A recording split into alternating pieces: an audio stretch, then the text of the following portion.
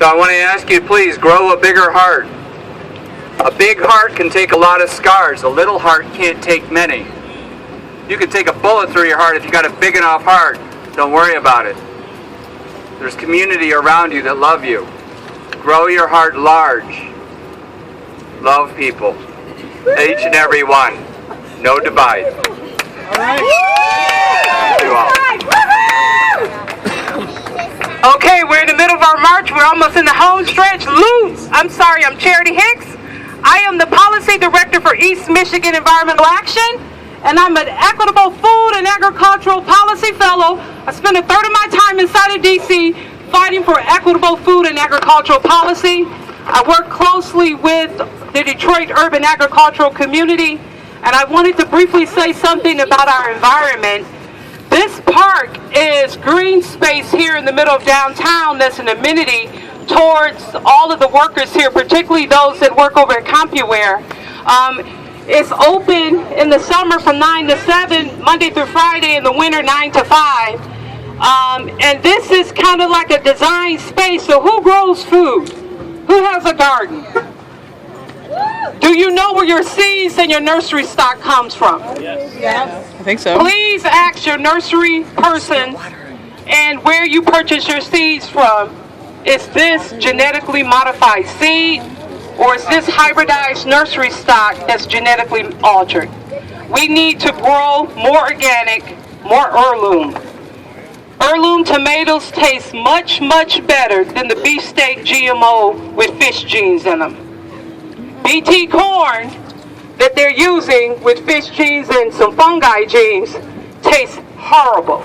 When you have real heirloom corn and heirloom tomatoes and peppers, you will taste it. The segments of the genes they're altering also controls for flavor, and that's why our food is tasteless. And that leads to overeating and everything. But I want to say something about acidity. So who here knows a little bit about chemistry? So we know that life is normally alkaline, right? Our bodies.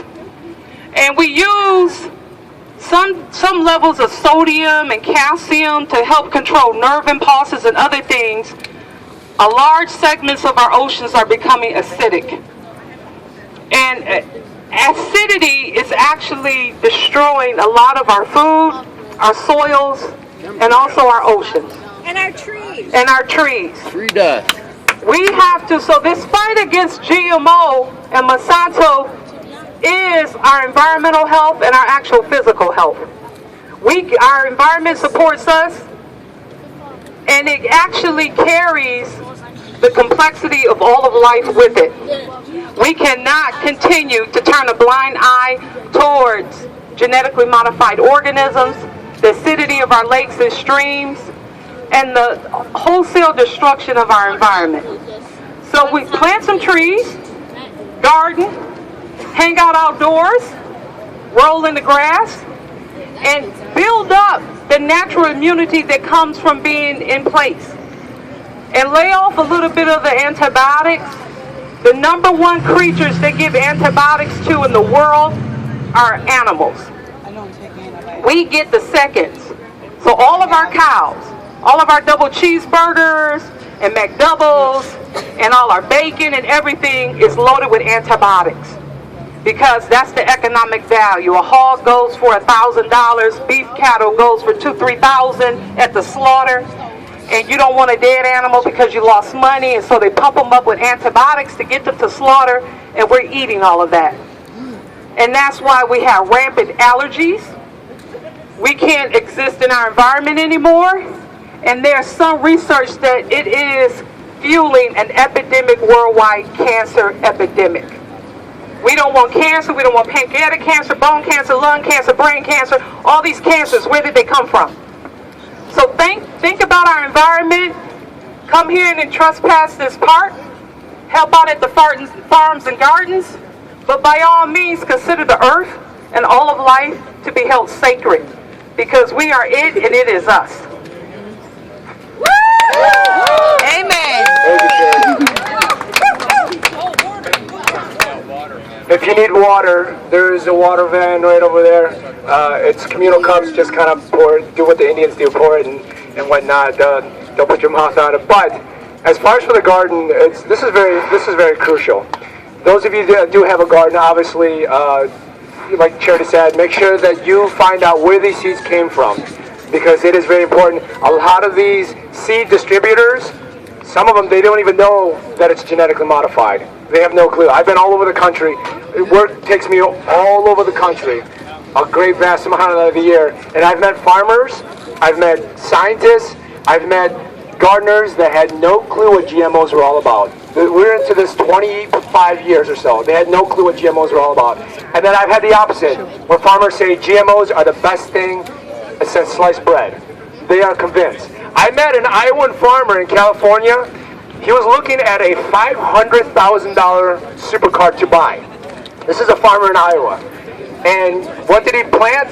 3,500 acres of GMO soy. And guess who was paying him to do that? Monsanto. They are making tons of money on doing this. And you know what? They should. Farmers are one of the most honest professions out there. What do they do? Farmers, what do? They grow food for us. They grow food for us, for our kids, and they supply the food that we need to live, literally. So farmers, you know what? You deserve to be on the top, because that's your profession. One of the most honest professions that they have. But they're also one of the most sincere, honest, and simple people out there. And by God, Monsanto has really taken advantage of that sincerity, of that honesty. Farmers are just downright, get their hands dirty, hard-working people. And you know what? They want to have a little bit of money, they want to have a little bit of luxury to do so, fine. And Monsanto has said, we can give that to you by tenfold if you plant GMO crops. By the way, these crops are the best things in sliced bread. And they've done it. They have conned farmers. And the farmers, in fact, I was in Iowa, and I asked the general public, I said, you guys know what GMOs are all about? A vast majority of them said no. And the ones that did, this is their answer. I said, you know what GMOs are all about? And they said, yeah. I said, are you for it? Are you against it? What's your opinion on it? And 9 out of 10 times the people said, why should I care? The farmers are growing it. It's the farmer's job. It's their business. So whatever, they grow it, we buy it, we eat it, so be it. That is their mentality. That was their mentality all over the United States. It's not my business, it's the farmer's business. Well, Monsanto has capitalized on that. And that's why we're in this situation. Because they said, grow this, and we'll give you, $100,000 more if you grow this. And it's great stuff. So, the vicious cycle of our food system is pervasive. It's not just about us eating it, but it's about where it starts. And how did they start it? How did they manipulate the farmers to grow it? So Monsanto not only manipulated the farmers, but then they went around the entire world and bought up over 50 seed distributors. So the farmers have to get their seed from somewhere, right? They go to the seed distributor. And the seed distributor and the farmers, they have a relationship like this. They've known these seed distributors for 20, 30 years. This is where they get their seed to grow the food. So it is a very intimate relationship. The Monsanto company bought up 50 global seed distributors around the world, cleared the shelves, put GMO seed stock on it, and said, this is what you're going to sell from now on. You want to stay in business? You sell this. And that's exactly what happened. Here we are 25 years later. Breast cancer, 1,500%. Food allergens, 500%. And it goes on and on and on. What's going to happen in another 5 years? What's going to happen in another 10 years? This is why it's so crucial. So have that garden. Go organic. If you can, if you see all the soy and corn, go organic. There is a validity about eating organic, because by law, by FDA, I know this is an oxymoron, but by FDA standards, when you buy organic, it cannot contain certain pesticides and chemicals and herbicides, and it cannot contain no GMO ingredients up to 0.9%. That is the international standard. 0.9% or under is considered GMO free. Why 0.9% and why not 0? Well, guess what? Impossible. There is no pure corn. It is all contaminated. It is all crossbred. And by the way, the farmer in Canada growing the canola plant, that has taken him literally 40 years of him naturally crossbreeding. He found some GMO canola in his field. Monsanto came in and said, tested it and said, hey, guess what? I have a patent on this plant. This entire field is now mine. And on top of that, You owe me royalties. You owe me money since 1996 of everything that you planted. And everything that you made a profit on, we get a cut because they have intellectual property on the plant. So if they have intellectual property, and they have sued hundreds of farmers out of business. In India, there's been a mass suicide. You guys heard about this, right, in India? It's called the suicide belt. Farmers in India growing genetically modified crops, they are so in such a vicious cycle of debt that they can't get out of.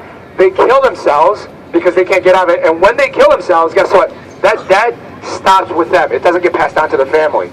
So rather than seeing that I have no way out, not only is GMOs, they're finding out unhealthy, dangerous, and very harmful to the kids, the livestock, but they also owe hundreds of thousands of dollars, which they can't get out of. So you know what they're doing?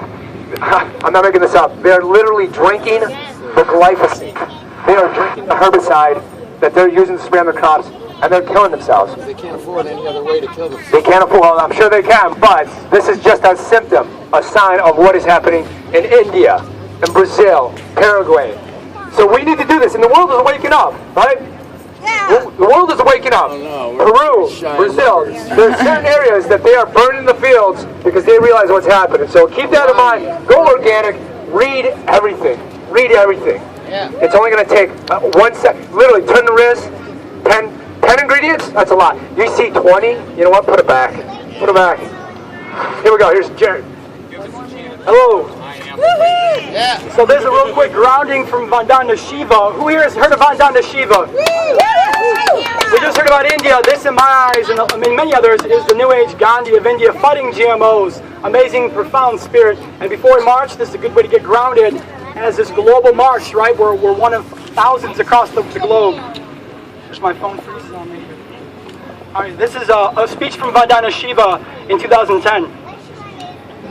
When we think of the wars in our times, our minds turn to Iraq and Afghanistan. But the bigger war is the war against the planet.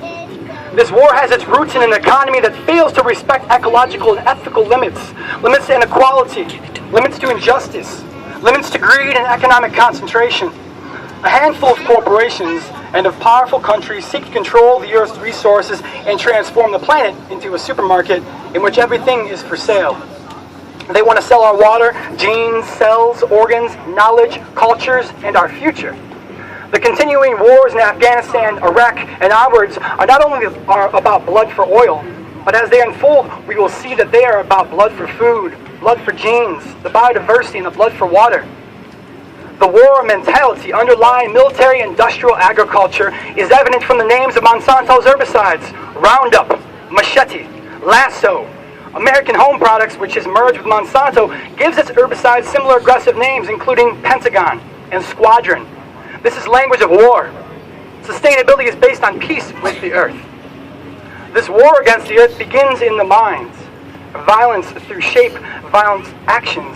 Violent categories construct violent tools, and nowhere in more vivid than the metaphors and methods in which industrial agriculture and food production is based. Factories that produce poisons and explosives to kill people during wars were transformed into factories producing agrochemicals after the wars. The year 1984 woke me up to the fact that something was terribly wrong with the way food was produced. With the violence in Punjabi, the disaster in Bhopal, agriculture looked like war. That is when I wrote The Violence of the Green Revolution and why I started Nevada, a movement for the agriculture free of poisons and toxins. Almost done here, folks. The high cost of feeds and the high cost of chemicals are trapping farmers in debt, as we just heard. From more than 200,000, as we heard just a moment ago, over 200,000 Indian farmers have committed suicide since 1997 because of this debt incurred by GMO food. Making peace with the earth has always been an ethical and ecological imperative. It has now become a survival imperative for our species.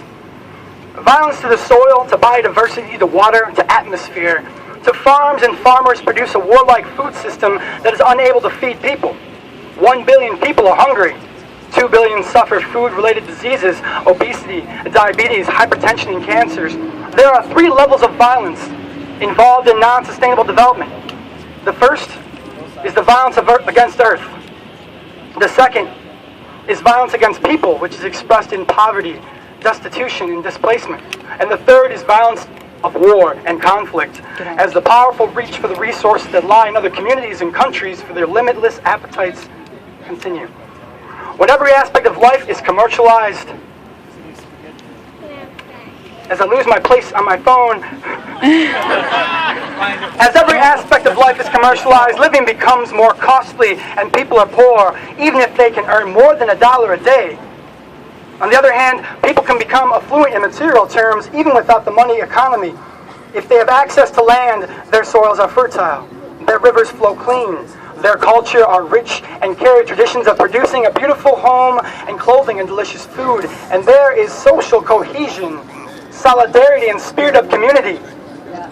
The elevation of the domain of the market and money as a man-made capital to the position of the highest organizing principle for societies and the only measure of our well-being has led to the undermining of the process that maintains and sustains nature and society. The richer we get, the poorer we become ecologically and culturally. The growth of affluence measured in money is leading to the growth of poverty at the material, cultural, ecological, and spiritual levels. The real currency of life is life itself, and that view raises questions. How do we look at ourselves in the world? What are humans for? And are we merely a money-making and resource-guzzling machine, or do we have a higher purpose and a higher end? I believe that the Earth democracy enables us to envision and create living democracies based on the intrinsic worth of all species, all people, all cultures, a just and equal sharing of this Earth's vital resources and sharing the decisions about the use of Earth resources. Earth democracy protects the ecological process that maintains life and the fundamental human rights that are all the basis of rights to life, including the right to water, food, health, education, jobs, and livelihoods. We have to make a choice, my friends. Will we obey the market law of corporate greed or Gaia's laws for maintenance of Earth ecosystems and diversity of its beings? People's need for food and water can be met only if nature's capacity to provide food and water is protected. Dead soils and dead rivers cannot give food and water. Defending the rights of Mother Earth is therefore the most important human rights and social justice struggle. It is the broadest peace movement of our times. Peace.